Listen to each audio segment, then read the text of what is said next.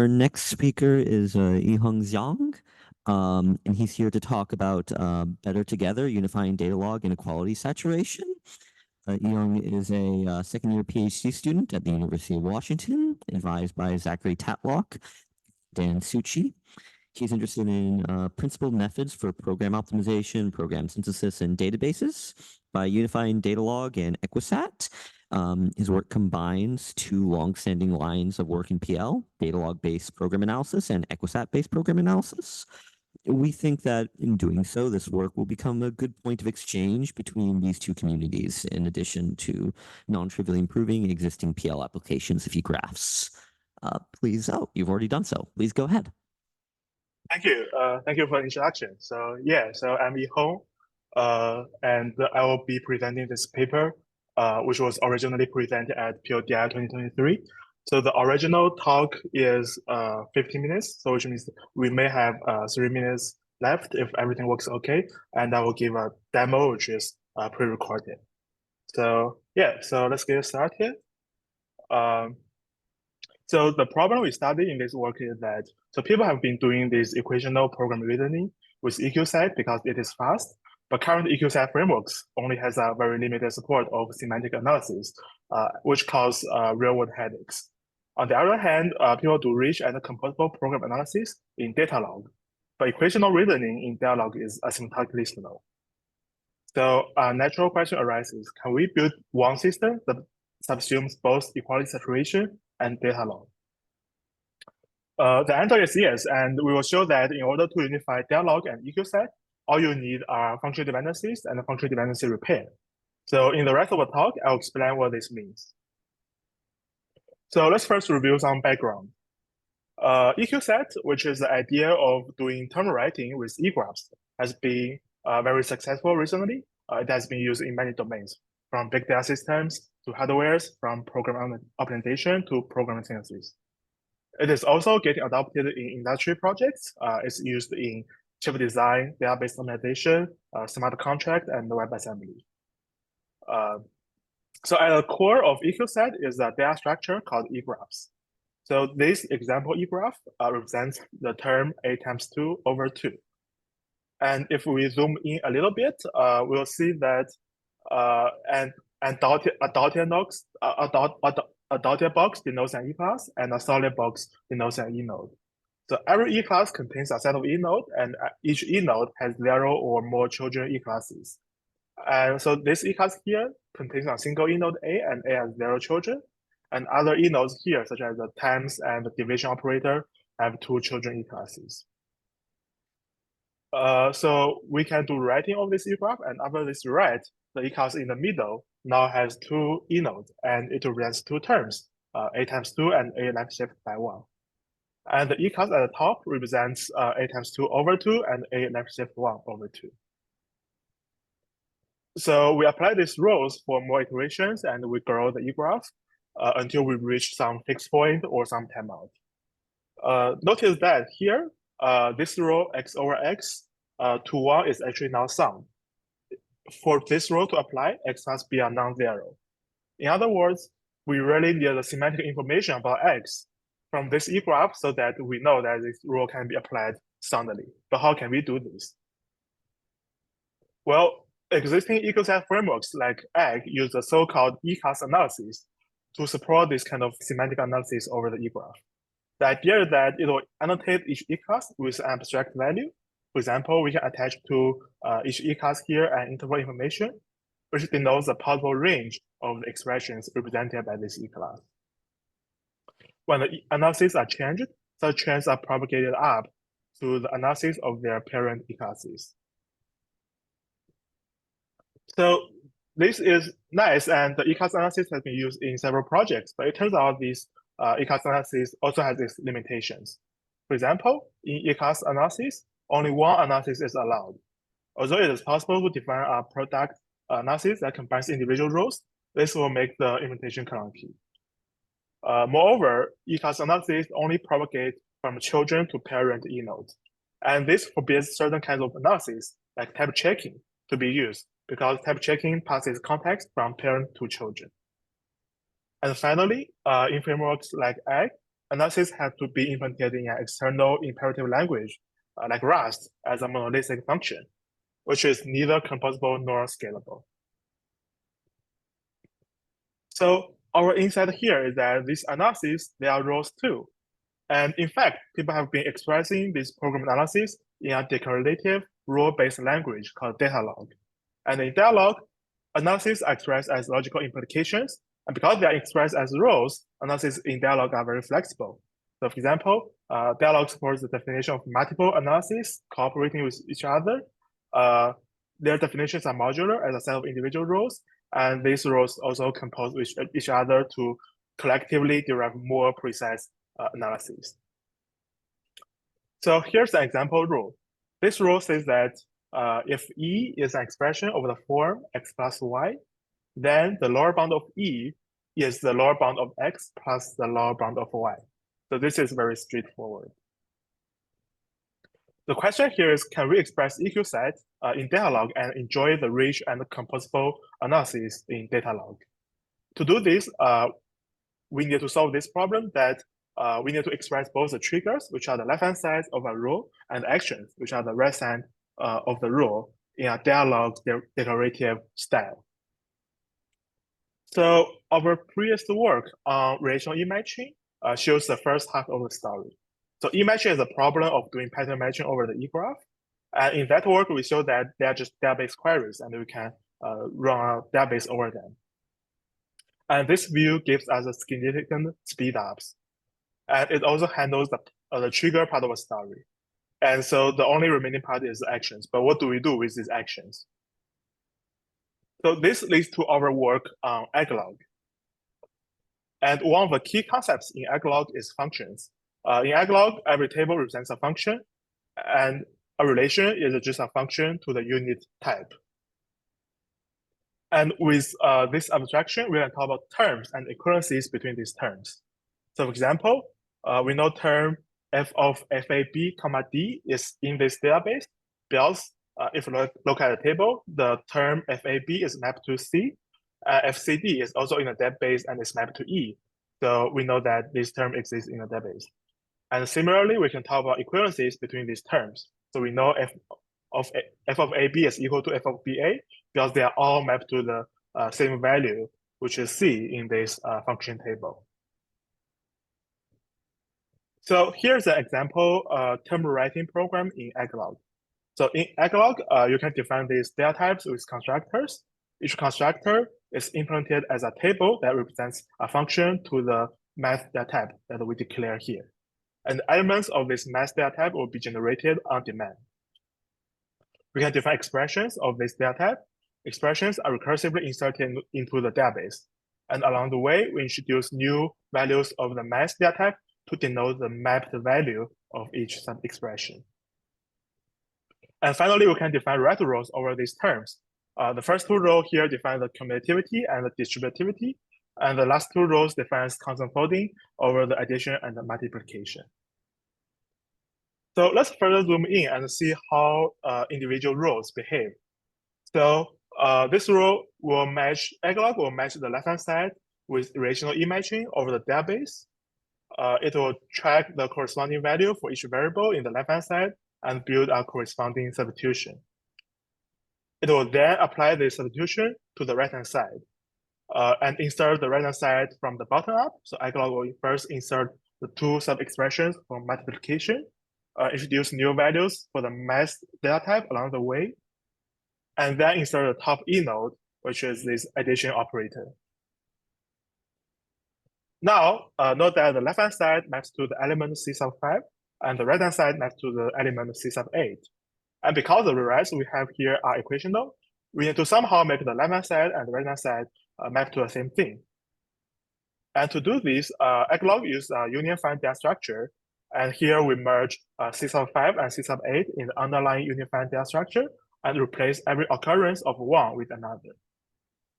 So after this step, the left-hand side and the right-hand side are equivalent. And we are done. So at the core of eqlog's function abstraction is functional dependency and functional dependency repair. So functional dependency says that the arguments of a function should uniquely determine the output. This is basically what makes a function a function. But what if this function dependency is violated? Well, here's an example. Suppose we call the union operation over C sub 1 and C sub 2 in this table.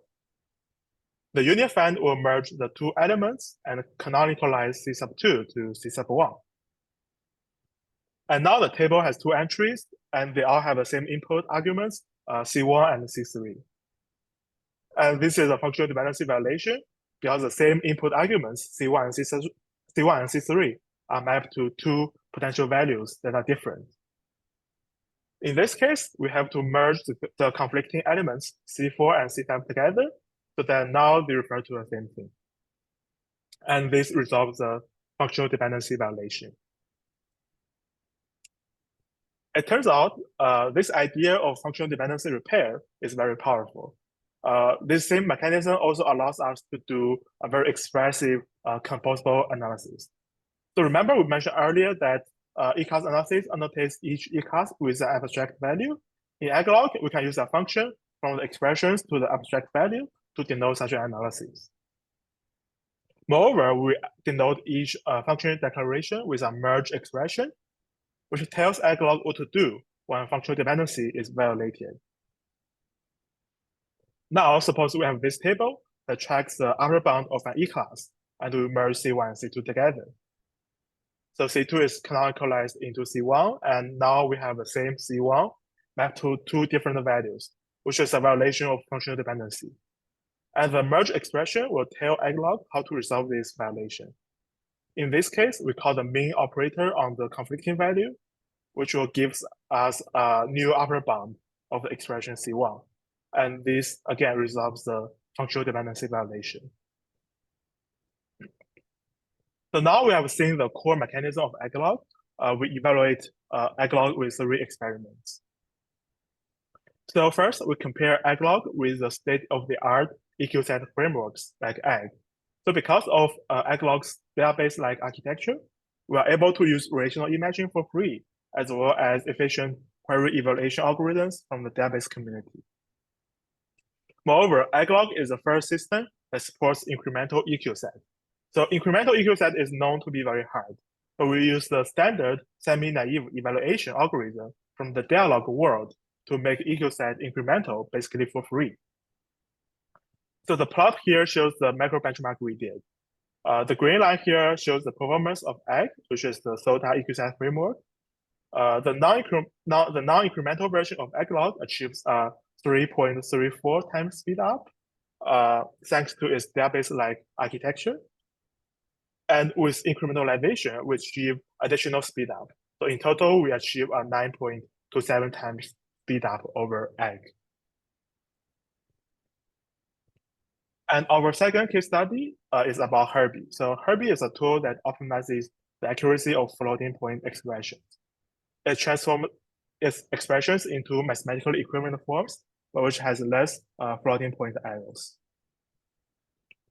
It works as follows. Herbie uses a set of mathematical identities to transform the input into equivalent forms using eqSat.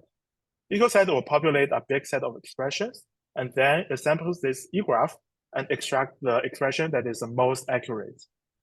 However, unfortunately, not all identities in Herbie can be expressed as syntactical rows, and therefore Herbie's row set is actually unsound. So as a result, when unsoundness is detected, Herbie had to discard the result and roll back. And this makes Herbie's design substantially more complex. We make Herbie sound by having program analysis over the egraph implemented in etalog. In particular, we define the interval analysis and the definability analysis. And we benchmark our re-implementation in terms of accuracy and performance.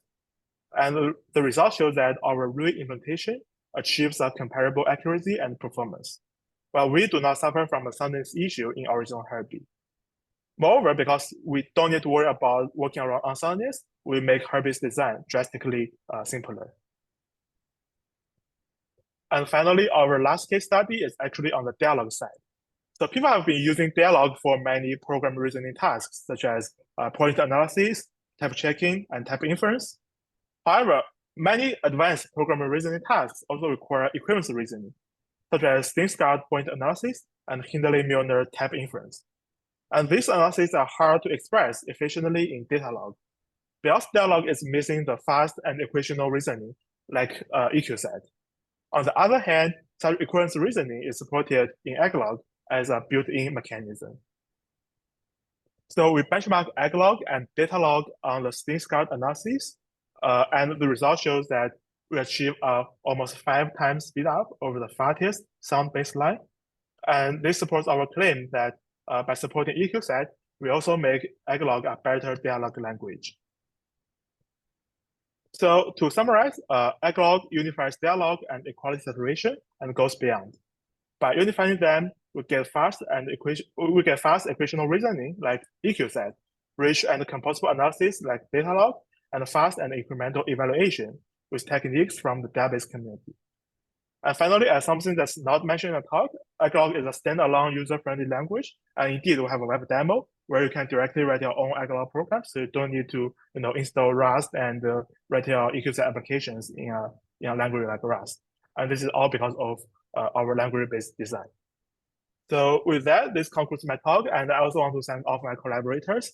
And since the publish of this paper, the eglog team has grown a lot. So we have more people and we're actively working on eglog. And thank you. I'm happy to take questions. Actually, I think maybe we still have a time to do the demo. You have 3 minutes.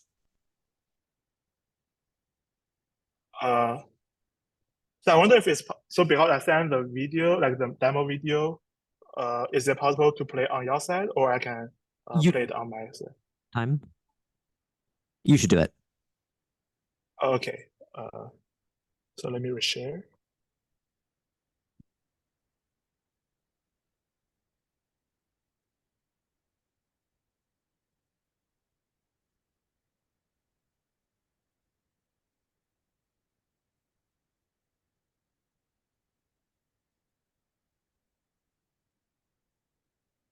We can't hear if there's anything happening. Oh, you can't hear the audio?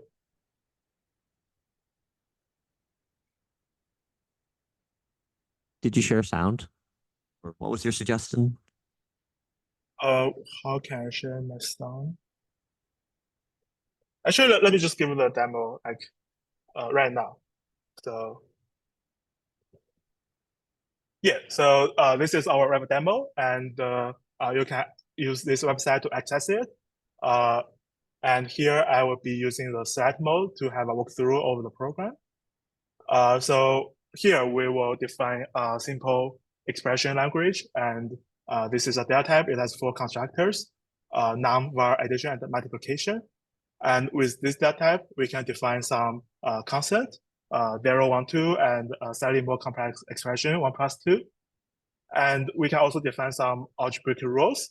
So here we have commutativity, associativity, and a few other rules, also the distributivity. And let's check if our rule, before that, we also have constant folding. So constant folding is done by using eglog's primitive operators like plus and times.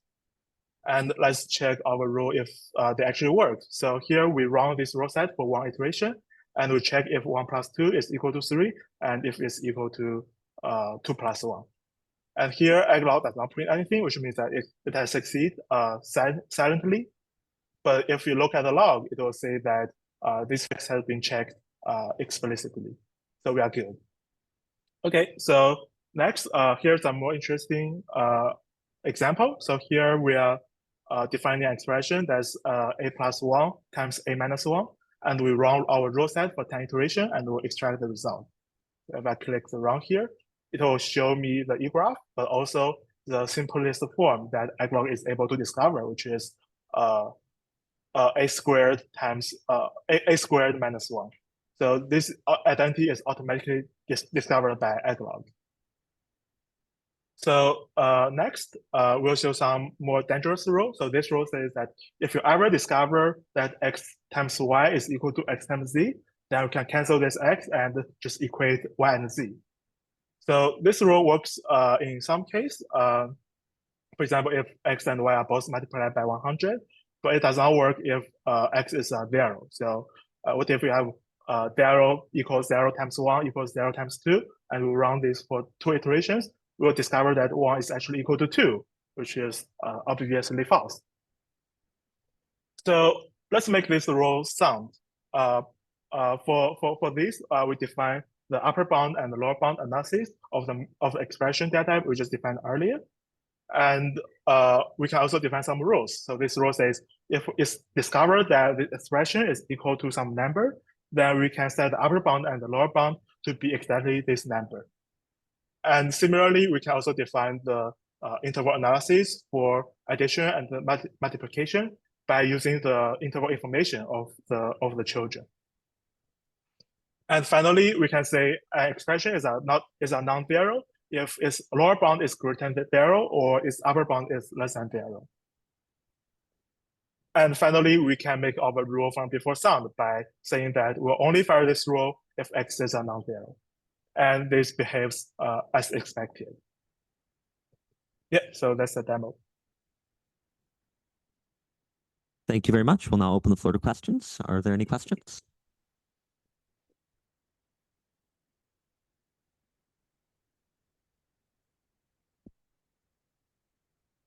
I know that the egg implementation was able to generate a certificate of the proof of equality between two terms. Is egglog able to do that? And if not, how easy do you think that would be? Oh yeah, that's a great question. So right now egglog does not support proof. My collaborator Oliver Flat is actually working on that for quite a long time. And I think it's actually very complex. And also we don't have the cycle to work on it. But basically, I think there are two channels. One is on the language side because egglog is a way more expressive language. So like there's also some not so elegant case where you have non-monotonicity and all this kind of weirdness that is a little bit hard to handle in if you want to do proofs. But also like there's also some engineering challenge because it's just that we don't have so many time to work on that. But I think we do want to support proofs. So as you see, like in the presentation, like we did the Herbie case study, and we're actually doing very good on this Herbie thing. But egglog is still not used in Herbie, and one of the main reasons is the lack of support of proofs. So Herbie use proofs a lot, and because we don't have proofs, they can't use egglog, which is a pity. And I believe like all of the Herbie authors, they all want to use egglog, but the roadblock here is the proofs. Thank you.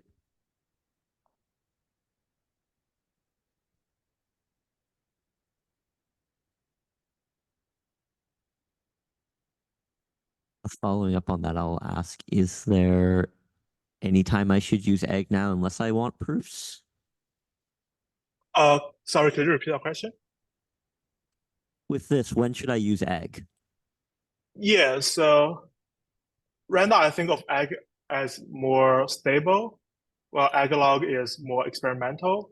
Also, like right now we do have a pretty big project that's like we are building a compiler, and this is purely based on XCC. But part of the reason is that we have privileged access to egglog, right? So if we see some feature that does not work, we can make it right. But in general, I think right now egglog is in a pretty useful stage. Actually, there has been like new papers that use egglog. So, and one of the like good thing about egglog is it's very good for prototyping. So, say if you just have an idea and you want to try it, like this web demo would be the perfect place. And I think more and more new projects they are using egglog instead of egg.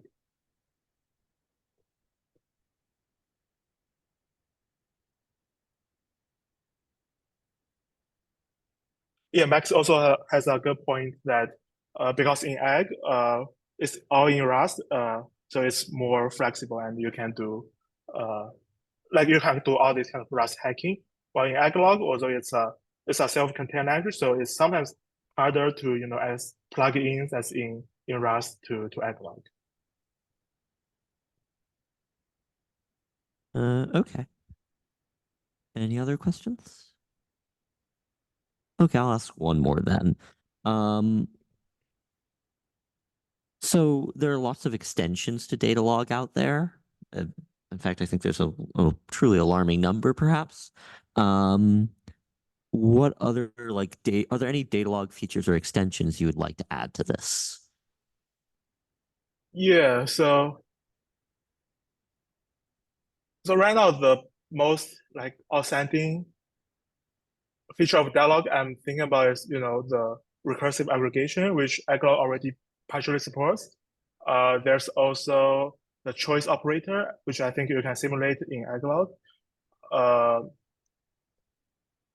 I think most of the extensions that I've seen so far can be simulated in eqlog in a neat way, but maybe you have something like specific in your mind. No, but perhaps you could say for at least those features that could be simulated, what use are they to the PL community? Why should they be built in? It depends, right? It depends on the application. So for example, I can talk about the recursive aggregation because my advisors work on that quite a lot. I think with recursive aggregation, the dialog can express many machine learning algorithms and in a very elegant way and also quite explainable way. And by expressing it in dialog, you get all this performance, like all this program augmentation that you can do. So I think there's, by formally studying these extensions to dialog, we can also understand where, like, we can understand better these applications where these dialog extensions can be used. Does this answer your question? I feel you may have a different question in your mind. Does anyone else have any more questions? Okay, then I think we'll move on to the next paper. Thank you very much. Thanks.